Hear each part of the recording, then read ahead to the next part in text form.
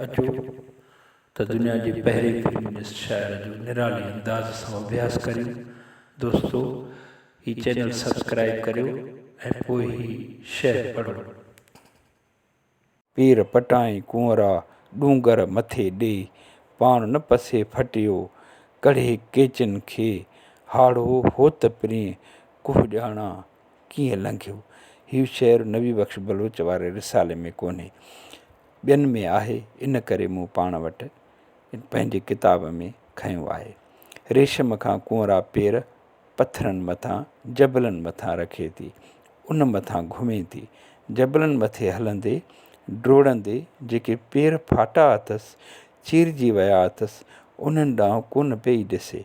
पंहिंजा फट ॼण त वजूद ई नथा रखनि। इन हालत में बि प्रिय जो ख़्यालु अथसि इहो त कहिड़ी तकलीफ़ वारो हाड़े जो सफ़र हो त प्रिय पुनुह कीअं लंघियो हूंदो। इहो तसवुरु हुन जो अंदरि पियो काढ़े।